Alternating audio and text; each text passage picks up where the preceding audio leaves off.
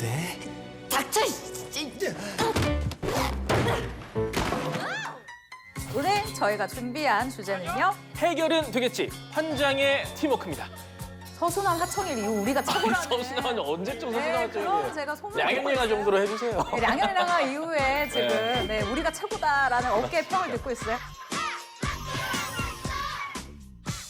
오피셜로 팩트체크. 뇌피셜로 취향 저격. BTV만의 월정액 서비스 오션에서 건져올린 알짜배기 영화들만 모아. 흥미로운 비하인드까지 덤으로 얹어 전해드립니다. 안녕하세요. 영화를 쫀쫀하게 분석하는 기자 최정아.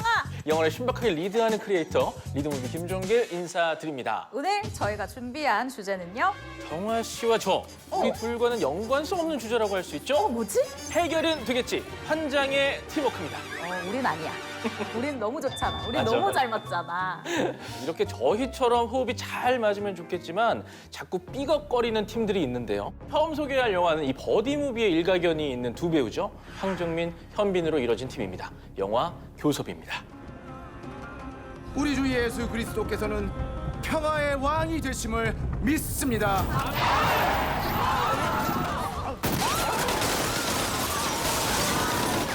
투어리스트.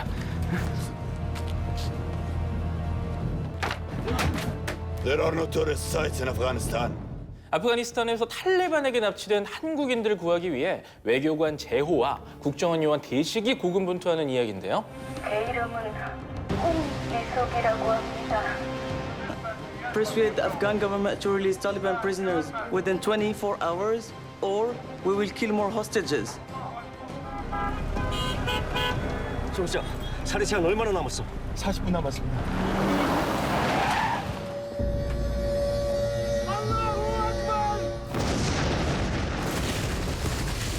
이 작품은 2007년에 실제 발생했던 아프가니스탄 피랍 사건을 소재로 우리나라 외교관과 국정원 요원이 탈레반을 상대로 어떻게 교섭해서 인질을 구출했는지 그 과정을 아주 리얼하고 긴박하게 그려내고 있습니다. 버디무비 전문 배우인 황정민 씨 그리고 현빈 씨가 출연을 하다 보니까 이 두 배우의 케미가 어떨까 개봉 전부터 궁금해하는 사람들이 진짜 네. 많았잖아요. 황정민 씨 같은 경우에는 검사회전, 신세계 등에서 이 브로맨스를 자주 보여줬었고 편하게 생각해라. 우리 브라더는 딱 이 같은 형님만 믿으면 돼야. 현빈 씨 같은 경우에도 네. 공조 시리즈에서 남자 배우들과 찰떡호흡을 보여준 배우이기도 하죠. 맞습니다. 저는 사실 그 두 배우가 한 번쯤은 작품에서 만났다고 생각을 했는데 이 교섭이 첫 호흡작이었더라고요. 와, 맞아요. 그래서 더욱 기대를 했는데 첫 장면이 9.11 테러 실제 영상으로 시작하는데요. 그리고 시작하자마자 5분이 채 안 돼서 바로 피랍 사건이 전개가 됩니다. 이때부터 이 영화 정말 시간 순삭, 긴장감 최고조 영화겠다라고 생각이 딱 드는데요. همدارنگا طالب مجاهدین چی؟ بو کابل زندان کشیدی را خوشی وکنه تسو سلوروش ساعت وقت داره 재호가 뉴스를 보고 이 손목시계 타이머를 24시간으로 딱 맞추는데 정말 제 심장이 쫄깃해지더라고요. 극 초반에 이 서사를 아주 빠르게 진행시킨 건 임순례 감독의 이 탁월한 연출이었다고 생각이 듭니다. 특히 기억에 남는 장면이 있어요? 저는 개인적으로 마지막 교섭 장면. 아마 많은 분들이 꼽으실 텐데 네. 이 제호가 절체절명의 상황 속에서도 주눅들지 않고 그 상대를 설득해내는데요. 인질 중에 3명을 먼저 풀어달라고 그래. 비아데르 바한데 바와를 뭐 그리? 구하리드 무시다 뚜껑아. 지금 자기들 속인다고 의심하잖아. 지금 그들을 풀어준다면 전 세계 무슬림들이 당신을 자랑스러워할 거라고. سيدة بوادي بنديانا خلاص كهم دا الله جل الشنو توفدي 두 명을 풀어주겠다. 이건 알라의 선물이다. 마나나. 정말 그 우리나라 공무원들이 이렇게 제호처럼 저런 사명감으로 일했으면 좋겠다. 이 발언 감당 가능해요? 아니, 뭐 많은 분들이, 많은 공무원들이 잘하고 계시겠지만 난 여기서 빠질래. 예, 그럼 저 혼자 개인의 의견인 걸로 정리하죠. 그만큼 황정민 씨의 연기가 정말 대단했다는 얘기입니다. 네, 저는 현빈 씨의 액션 장면을 꼽고 싶은데요. Now release the prisoners. Should we count the money first? 경시장 돈 내기만 안 돼! 그 자식 사기꾼이야 사기꾼! 자신을 브로커라고 소개한 압둘라에게 사기를 당했다라는 것을 직감하고 도망가는 압둘라 무리를 추격하는 장면. 멋있었어요. 네.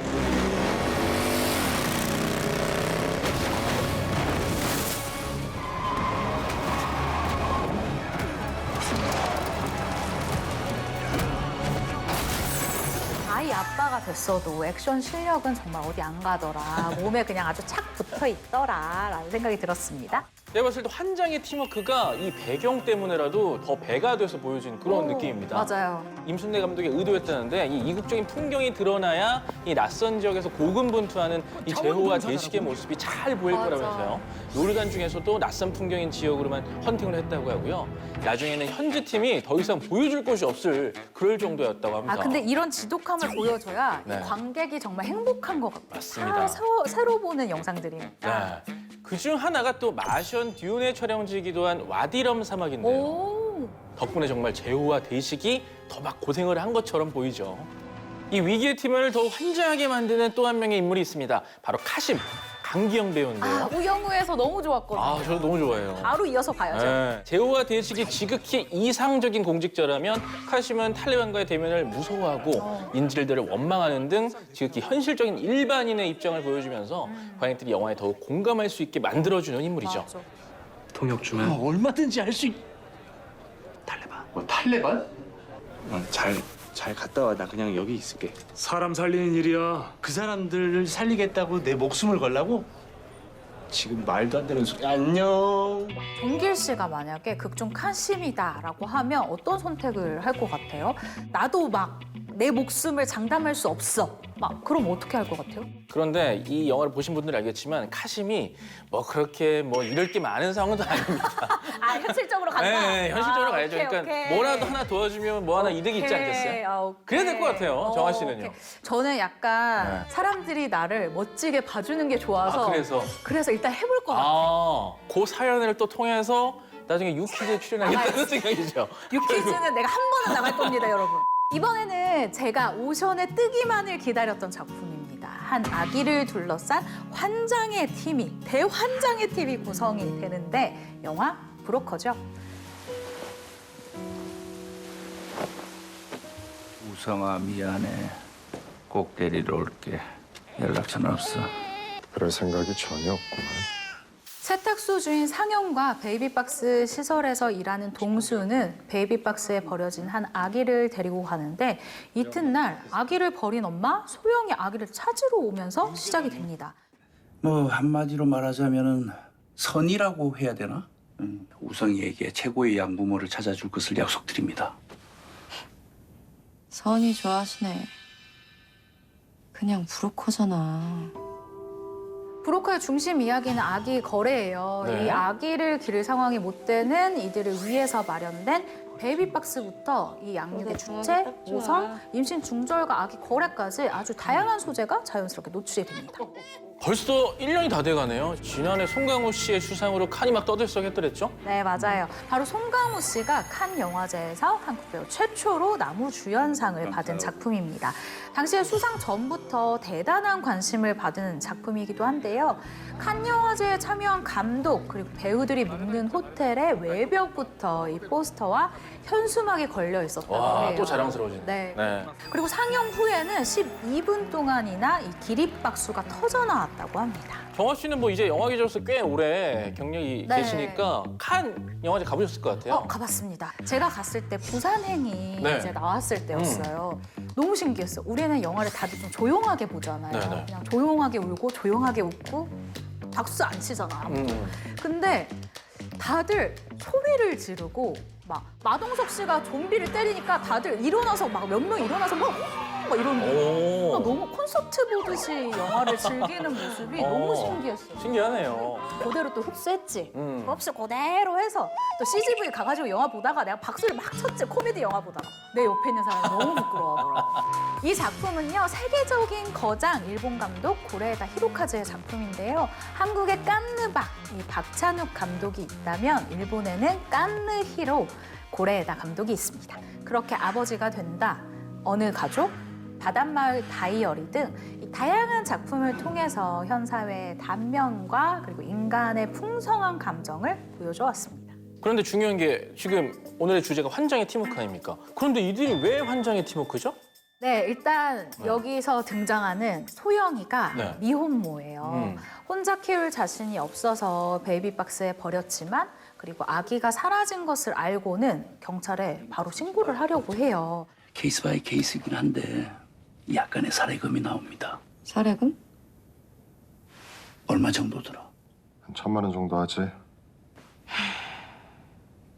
언젠데 출발이? 이후 4년 동수 소영은 이 소영의 이 아이를 팔기 위해서 여정을 떠나게 되는데요. 그 여정이 만만치가 않죠. 이게 사진보다 좀 덜 귀여운 거 예, 집 자다 일어나서 그래요. 아 근데 보시면 여기 눈썹도 숱이 너무 없어가지고. 400으로 하시죠. 지들 얼굴은 생각도 안 하고 뭐 눈썹이 없다느니 눈이 작다느니 뭐라는 거야. 뭐 400? 장난하는 것도 아니고 이 진짜. 놀라운 점이 이 작품이 아이유 씨의 상업영화 데뷔작이라고 해요. 고레에다 감독은 이 나의 아저씨에서 불우한 환경에서 살면서 그 불신과 냉소를 품었던 그 이재한 역할을 연기한 아이유 씨를 보고 캐스팅하게 됐다고 하죠. 그리고 브로커는 이 칸 영화제에서 기립박수를 받을 정도로 명장면이 많기로 유명한 영화예요. 가장 명장면으로 꼽힌 장면 역시 소영과 동수의 관람차 장면인데요. 관람차 안에서 소영이가 솔직한 마음을 고백하잖아요. 네. 부산의 성매매 여성 목모 씨가 남성을 살해하고 도망가던 중 아기가 방해가 되자 베이비박스에 버림.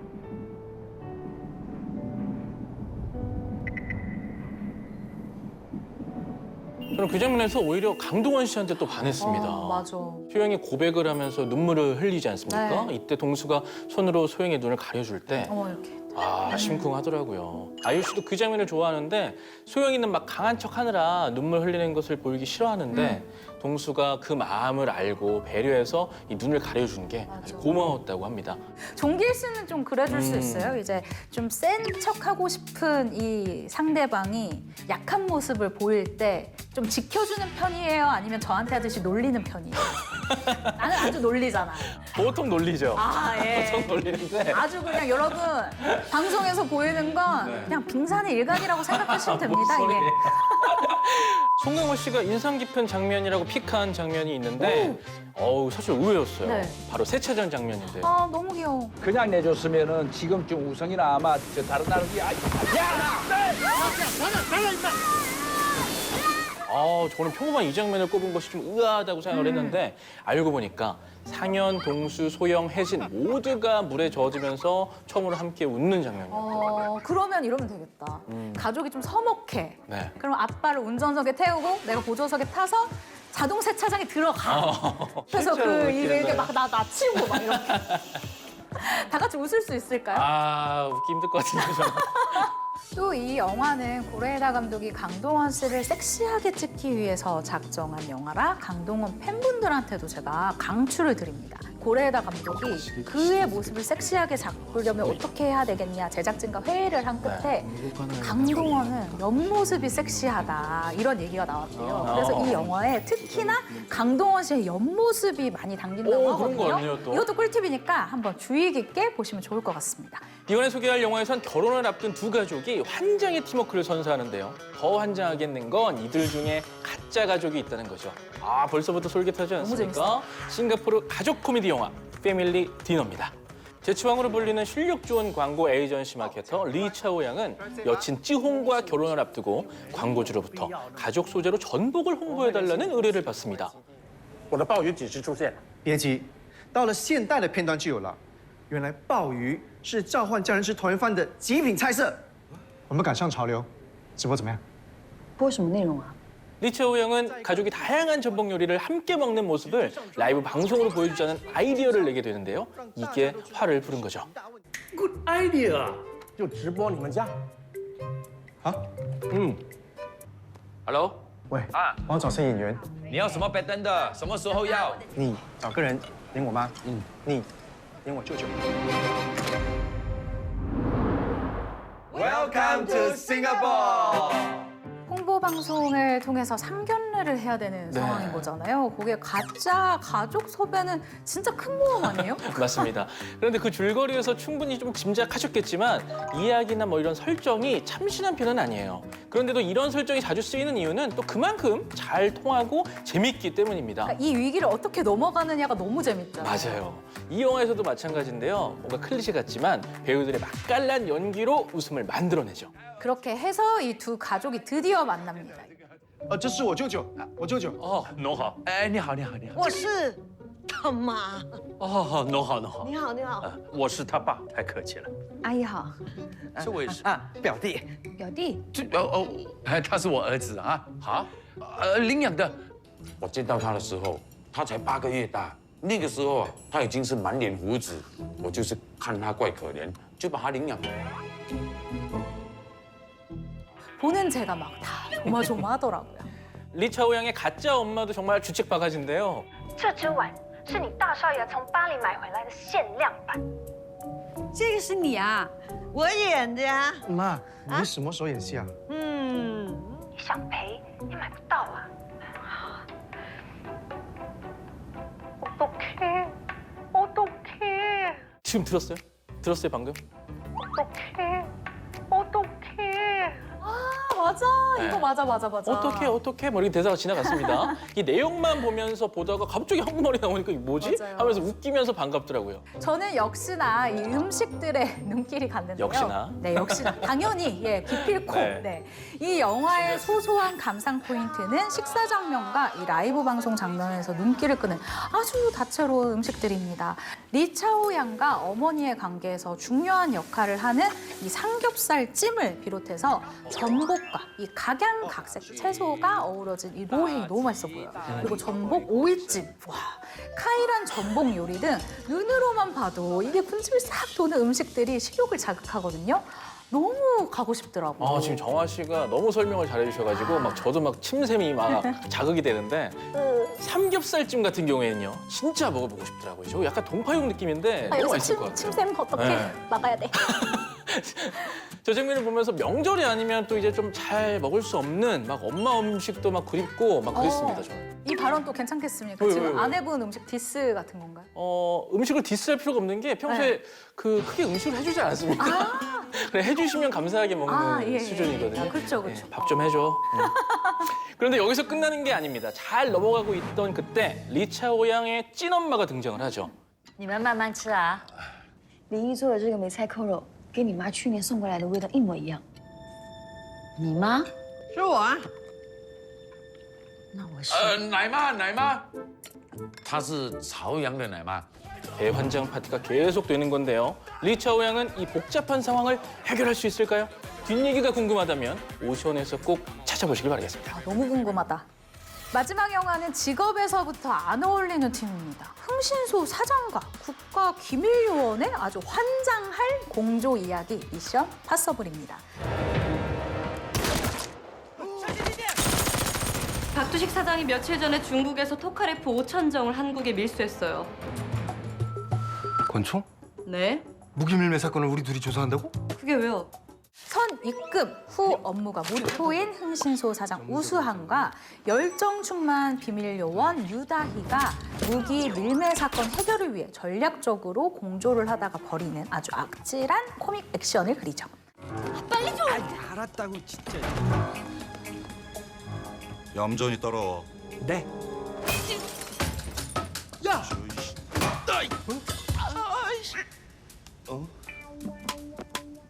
이 영화를 보고 나니까요. 영화의 평을 연출을 맡은 김영주 감독이 가장 정확하게 얘기를 한 것 같아요. 뭐라 그러셨죠? 관객이 무엇을 좋아할지 몰라서 다 넣어봤다. 영화를 보신 분들은 어떤 의미로 딱 아실 감독님께서 거예요. 네, 네, 이런 네. 얘기 하셨는지 아실 거예요. 캐릭터 성격부터 뭐 코믹한 액션씬, 찰진 구강 액션까지 수갑 채우기 전에 미란다 원칙도 얘기 안 해줍니까? 아, 미란다 원칙. 당신은 검사를 선임할 수 있어. 변호사. 알아. 니들 경찰 아니지? 아니요? 아주 잔재미, 잔펀치 개그가 아주 계속 펼쳐집니다. 네. 어디서 다이어트 복싱 이런 거 좀 배웠나 보다. 보여줘요? 네, 해봐. 저는 신선했던 게 김영광 씨랑 이선빈 씨가 그동안 한 번도 보지 못한 표정과 말투로 연기를 하는 거였어요. 특히 그 김영광 씨의 그 깐족거리는 그 얄미운 그 말투랑 표정이랑 그리고 이선빈 씨 하면은 저는 그 술도녀에서 네. 막 이런 모습을 보다가 여기서는 또 이게 딱 중심을 딱 잡거든요. 이런 캐릭터 설정들이 굉장히 재밌었습니다. 거기에 액션도 100% 정말 대역 없이 소화를 해야 했다라고 하는데요. 특히나 김영광 씨가 그랬거든요. 김영광 씨가 또 모델 출신이잖아요. 네. 키가 거의 188 이럴 거예요. 근데 이 스턴트맨 이 대역 해주시는 분들 중에 그 정도 키가 없었던 거예요. 그래서 대역을 쓸 수가 없어서 본인이 다 했다고 합니다. 그리고 김영광 씨를 제가 진짜 다시 본 게 그 키 크고 마른 남자든 여자든 네. 이제 액션을 하면은 팔을 휘두를 때도 되게 이렇게 막 보일 때가 있거든요. 진짜 탈춤 뛰듯이 이렇게 뭔가 액션을 그러니까 할 때가 있어. 딱 절도 있는 동작으로 보이지 않는다는 말씀. 사실은 조금 키가 작아 이렇게 탁 하는데 김영광 씨가 해내더라. 맞아요. 액션을 너무 잘해가지고 나 너무 놀랬잖아. 김영광 씨, 진짜 박수를 보내드립니다.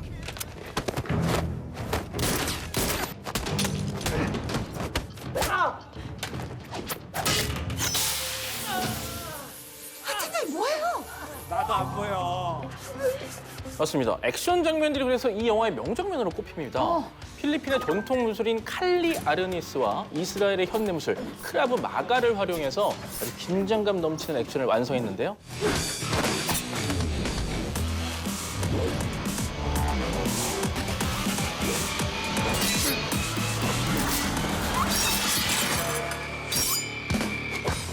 미션 파서블에서는 두 무술을 적절히 사용하고 총, 칼, 족발, 대파, 국자 등 이런 여러 도구를 활용해서 액션씬을 보여줍니다. 개봉 당시에도 의외로 액션 맛집이라는 소문이 났던 그런 작품이기도 하죠. 어떤 현장의 케미를 보여줄지는 영화로 확인해보세요. 오늘의 최고다 오션, 해결은 되겠지? 환장의 팀워크를 주제로 다양한 팀플레이 영화들을 만나봤는데요. 저 기자 최정아가 뽑은 오늘의 원픽 추천작은 태어나줘서 고마워, 브로커. 크리에이터 리드모드 김종길이 뽑은 오늘의 원픽 추천작은 끈기 있는 잔디구와 패기 있는 액션, 미션 파서블입니다.